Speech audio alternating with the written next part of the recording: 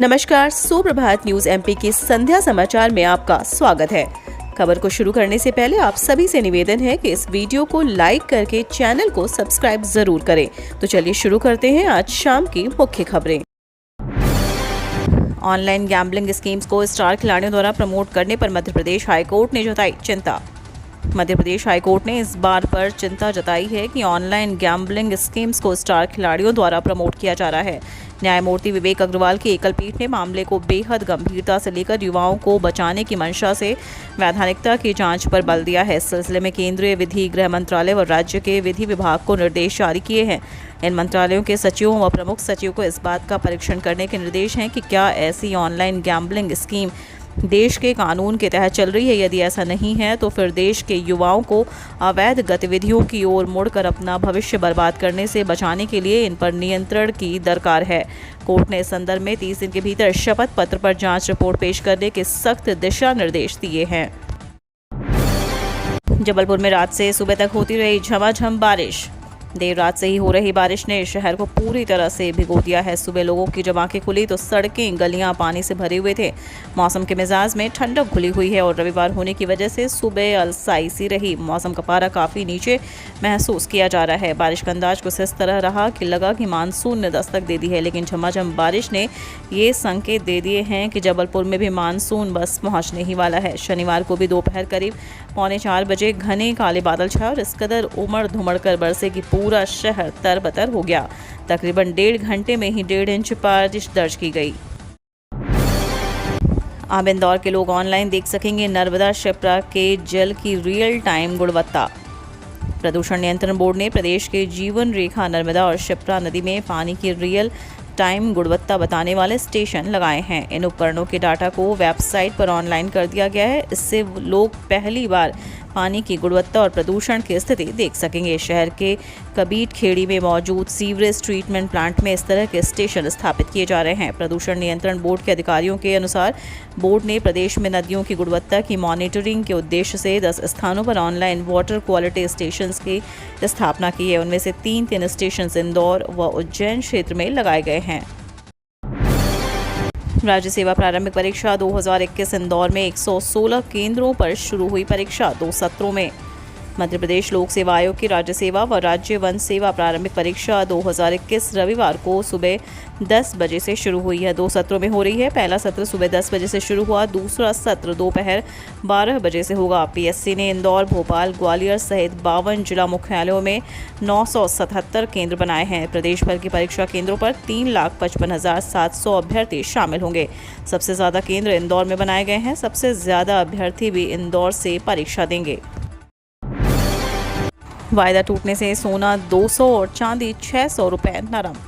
America में मुद्रास्फीति 41 साल की ऊंचाई पर पहुंच गई है, जिसके कारण फेड की चिंता बढ़ गई है। इस महंगाई को नियंत्रित करने के लिए फेड द्वारा ब्याज दरों में आक्रामक वृद्धि और बैलेंस शीट कटौती का रुख अपनाया गया।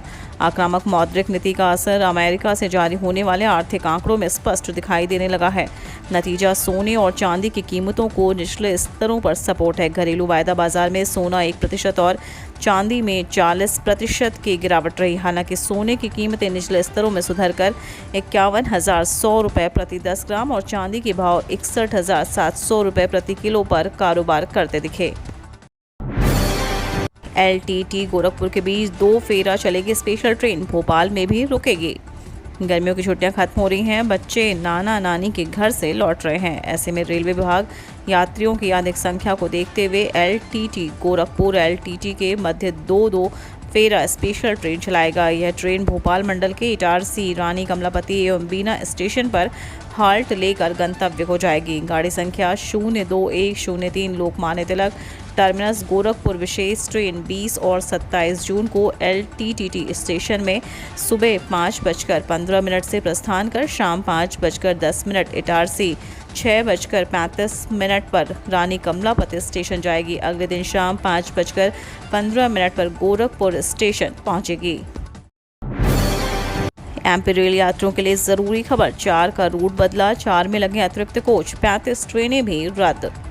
मध्य प्रदेश के रेल यात्रियों के लिए काम की खबर है। Ratlam rail Mandla non interlocking कार्य के चलते 6 ट्रेनों को जुलाई में रद्द कर दिया है और 4 ट्रेनों के रूट में बदलाव किया गया है। वहीं 19,168 वाराणसी अहमदाबाद एक्सप्रेस के प्रस्थान समय को 24, 26, 28, 30 जून तथा 1-3 जुलाई को रीशेड्यूल किया गया है। यह ट्रेन अपने निर्धारित समय से 1 घंटा विलंब से चलेगी। वहीं छग के अनूपपुर अमलाई सेक्शन में तीसरी लाइन में विद्युतीकृत कार्य के चलते 19 से 27 जून तक अलग अलग तिथि में 18 ट्रेनें रद्द रहेंगी। उम्मीदवारों के लिए ज़रूरी खबर, 28 जून से पहले करें आवेदन, जुलाई में होगी ये परीक्षा। एक तरफ मध्य प्रदेश लोक सेवा आयोग द्वारा आज रविवार 19 जून को राज्य सेवा एवं वन सेवा प्रारंभिक परीक्षा 2021 आयोजित की जा रही है। वहीं दूसरी तरफ राज्य वन सेवा परीक्षा 2020 के लिए आवेदन की प्रक्रिया जारी है। इच्छुक और योग्य उम्मीदवार आधिकारिक वेबसाइट पर जाकर 28 जून तक आवेदन कर सकते हैं। यह परीक्षा आगामी 24 जुलाई 2022 को आयोजित की जाएगी।